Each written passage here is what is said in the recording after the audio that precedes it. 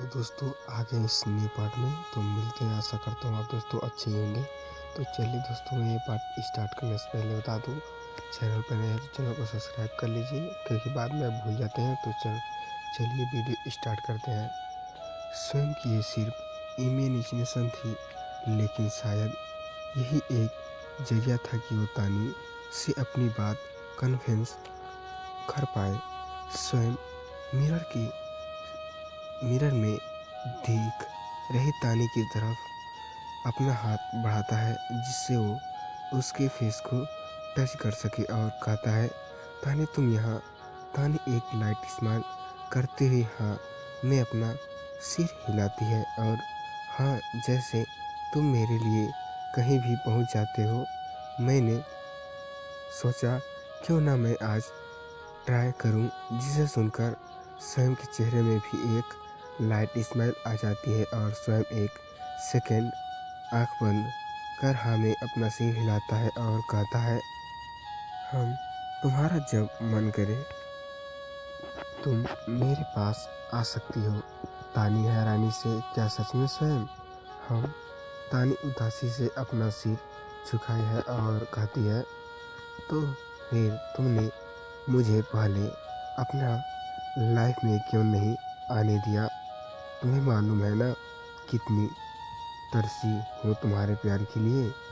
मैंने बचपन से ही सिर्फ तुमसे प्यार किया है। जब से तुम्हें प्यार किया है, मतलब भी मालूम नहीं था मैंने तब से तुमसे प्यार किया है। जो कुछ भी हमारी शादी के वक्त हुआ, अगर तुमने एक बार भी इस बारे में मुझसे बात कर ली होती तो शायद। स्वयं एक टक तानी को बोलते हुए देख रहा था। स्वयं की आँख में भी हल्के हल्के आंसू थे। स्वयं अपने आँखों के कोने के आंसू को पोंछते हुए आगे कहता है, सिर्फ तुमने ही नहीं तानी, मैंने भी बचपन से लेकर अब तक सिर्फ तुमसे ही प्यार किया है। हर एक पल इस दिल में सिर्फ तुम ही थे। एक भी दिन ऐसा नहीं गया कि जब मैंने तुम्हें ढूंढने की कोशिश न की हो। हर पल, हर लम्हा मैं दुआ में मांगता था कि मैं अपनी वेल विस्टर से मिल पाऊँ, लेकिन वो मुझे मिली भी नहीं। तो ऐसे जिससे उसकी हर एक तकलीफ का जरिया था, उसकी फैमिली से अलग होने का जरिया था, उसके भाई और पापा जो उसकी पूरी दुनिया थे। मैंने उसे छीन लिया था। जिस लड़की ने मुझे ज़िंदगी जीने का मकसद दिया था, मैंने उस लड़की से उसकी ज़िंदगी जीने की वजह छीन ली थी। तानी अब सिर उठाकर स्वयं की तरफ देखती है, जो अपने सिर झुकाए खड़ा था। तानी दूर से ही उसे देखती है। तानी की आंखें में अभी स्वयं के लिए प्यार और लाचारी एक साथ दिख रहा था, जिसे शायद वो भी शब्द में बयां कर पाए। मैं ना काम थी। तभी स्वयं सिर उठाकर मिरर की तरफ देखता है, जिससे तानी का चेहरा उसे ब्लर होता दिख रहा था। स्वयं उसे थामने के लिए आगे बढ़ता है, लेकिन तब तानी जा चुकी थी। वहीं दूसरी तरफ तानी और कबीर कार में बैठे हुए थे। कार अभी रोड साइड में खड़ी थी। तानी अभी भी सिर झुकाए सिसकियां ले रही थी। कबीर भी तानी की हालत समझ रहा था और बस लाचारी से उसे देख रहा था। कबीर अब कार में रखे पानी का बॉटल तानी की तरफ बढ़ाता है और फिक्र से कहता है, इसे पी लो, तुम विटल फील होगा। तानी से झुकाए ही कबीर से पानी का वो बॉटल लेती है और एक दो घूंट पीकर उसे रख देती है।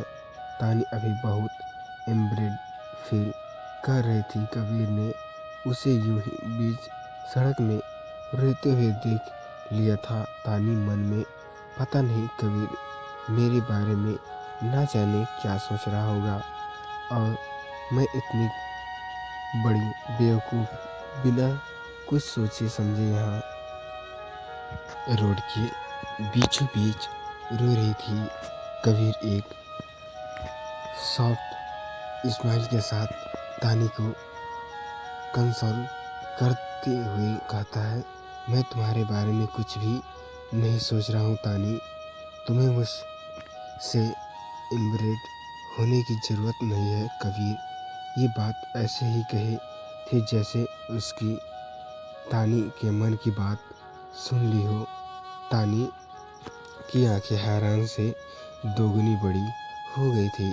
तानी अब कबीर की तरफ देखती है और 2 बार अपनी पलकें झपकाती हुई आगे कहती है, वो कबीर बस ऐसे ही। कबीर शांत भाव से आगे कहता है, तुम्हें मुझे कुछ भी एक्सप्लेन करने की ज़रूरत नहीं है। मुझे अच्छे से मालूम है कि तुम्हारी लाइफ किन उलझन में फंसी हुई है। तानी कुछ नहीं कहती, बस हाँ में अपना सिर हिला देती है। कबीर अब ड्राइविंग स्टार्ट करता है। कबीर अब आगे कहते हुए, वैसे तुम आज शाम को रेडी रहना, तुम्हें मेरे साथ एक बिजनेस पार्टी में चलना है। तानी हैरान से, कैसी business party? Kabir you now मुझे एक पार्टी का इनविटेशन मिला है और उसमें मेरे एम्प्लॉयर्स को भी इनवाइट किया गया है। तो तुम भी मेरे एम्प्लॉयर हो, तो तुम्हें अगर कोई प्रॉब्लम ना हो तो तुम भी चलो मेरे साथ। तानी मन में सोचती हुई, मैं वैसे भी आज घर में अकेले ही रहने वाली हूँ, उससे बेहतर तो पार्टी अटेंड ही है और शायद काम में उलझने रहूं तो मुझे स्वयं का ख्याल बार बार न आए। तानी हाँ में बस अपना सिर हिला देती है, लेकिन वो ये भूल चुकी थी कि स्वयं ने आज सुबह ही उसे बताया था कि कबीर और उसके एम्प्लॉयर्स को भी इनवाइट किया गया है और कबीर को ये बात अच्छे से मालूम थी कि तानी स्वयं को असिस्टेंस फुल होता देखता चाहता था। वो जानता था कि स्वयं की पार्टी में, लेकिन उससे बस उसका डर ही रोक रहा था।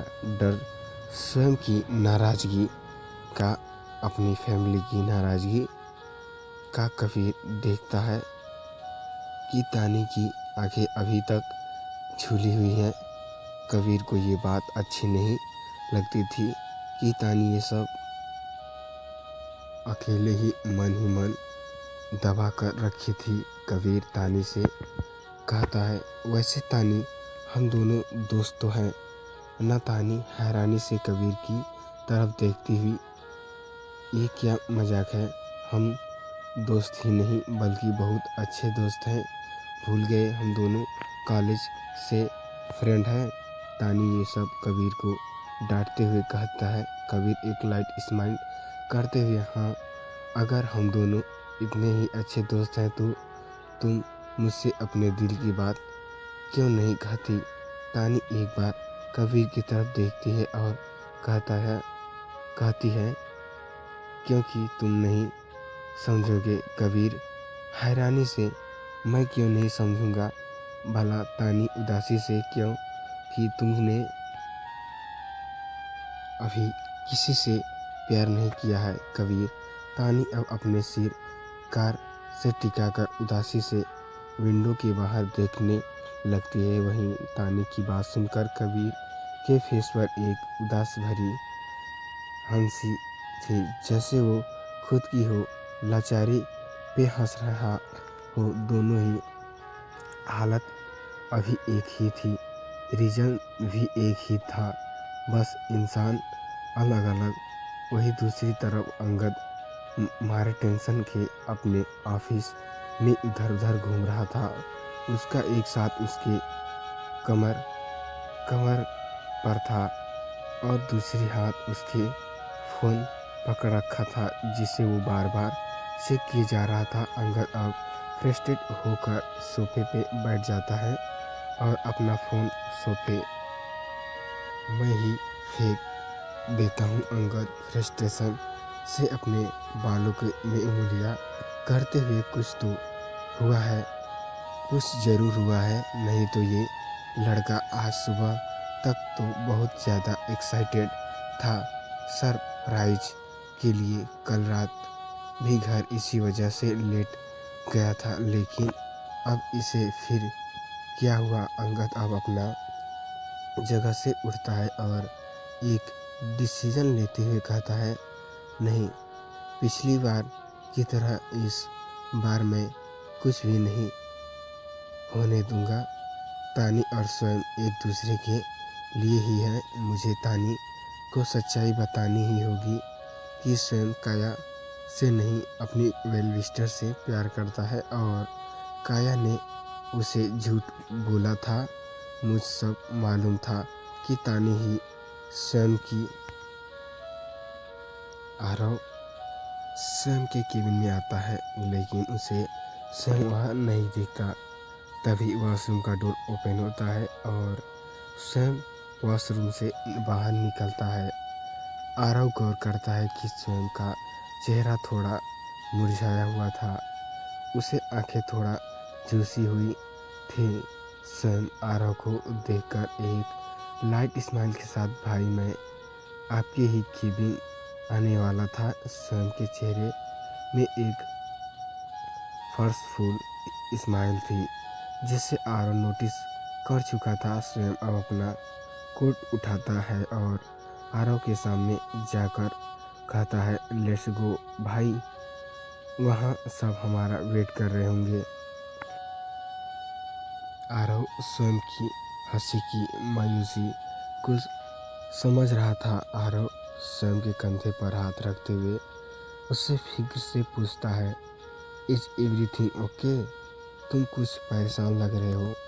आरव की बात सुन स्वयं उससे नजरें फेरते हुए उससे कहता है, हाँ भाई, सब ठीक है, चलिए हमें लेट हो रहा है। स्वयं अपना कोट पहनते हुए वहाँ से निकल जाता है, लेकिन आरव के मन में अभी कई सवाल थे, क्योंकि आज स्वयं बहुत खुश था, लेकिन अचानक उसका मुरझाया चेहरा आरव के चेहरे में भी फिक्र की लकीरें खींच चुकी थी। तभी आरा का फ़ोन रिंग करने लगता है। फ़ोन पे स्वयं के डैड नेम फ्रेश हो रहा था।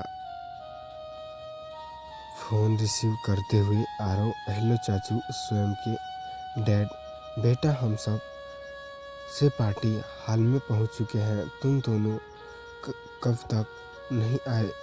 बेटा तुम्हारी एक्शन पार्टी है, तुम दोनों को यहाँ तो पहले से ही होना चाहिए। आरव, हाँ हाँ चाचू, हम बस निकल ही रहे हैं। फ़ोन के डिस्कनेक्शन होते ही आरव एक गहरी सांस लेता है और कहता है, ना जाने कब वो दिन आएगा जब मेरे भाई की लाइफ की सारी प्रॉब्लम सॉल्व होगी।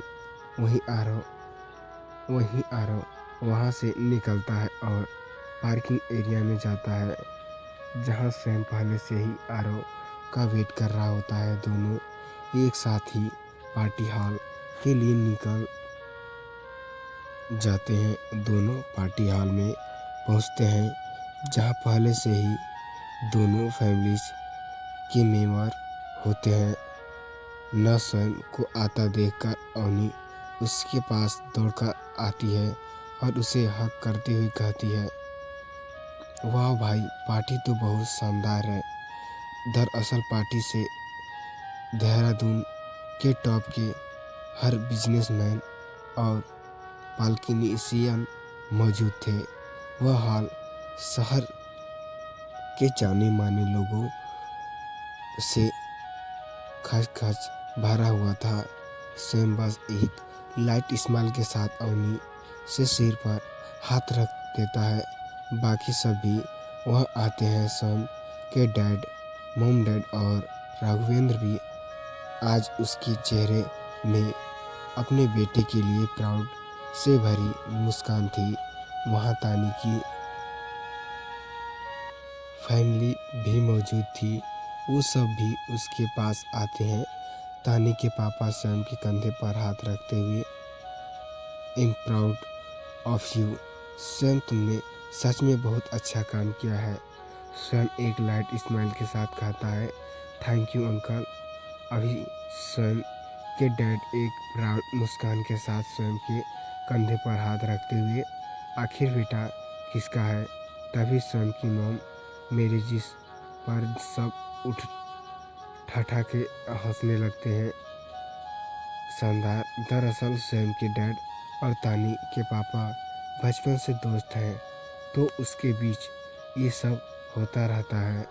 अथर भी हाँ आगे बढ़ाकर स्वयं को कांग्रेचुलेसन करता है। तभी काया भी अपना हाथ आगे बढ़ाती है स्वयं को कांग्रेचुलेसन करने के लिए, लेकिन तभी अवनी उसका हाथ पकड़कर स्वयं के साइड में खड़ी करती है और कहती है, अब हम लग रहे हैं दोनों अच्छे। अब तो बहुत जल्द ही आप दोनों की शादी होने वाली है।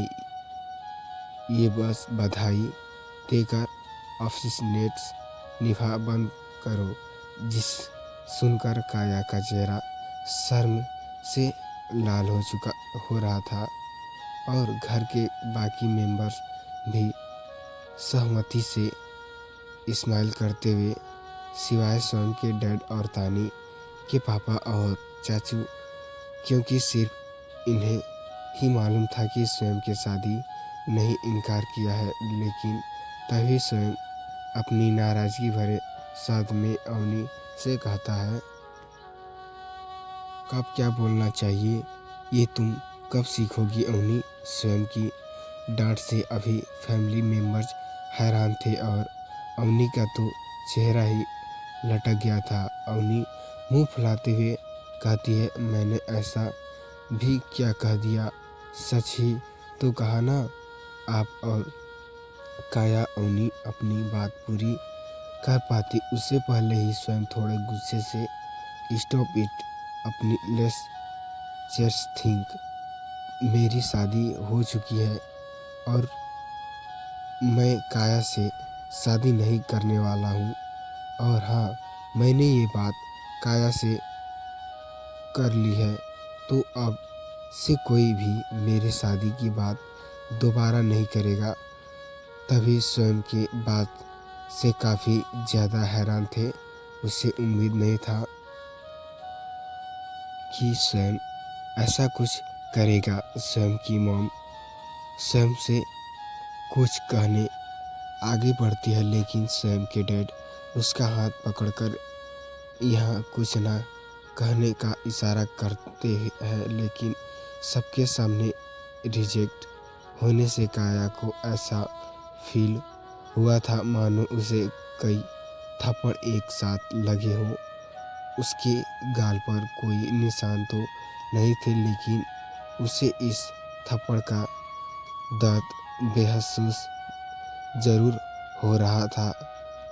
उसके चेहरे में अभी गुस्सा था और आँख में नफरत तानी के लिए, क्योंकि काया समझ चुकी थी कि स्वयं अब तानी के लिए फील करने लगा है। काया मन में झल्लाते हुए, स्वयं तो हमारे से ही सिर्फ अपने वेलविस्टर से ही प्यार कर रहा है और उसके लिए तो अपनी वेलविस्टर मैं हूँ।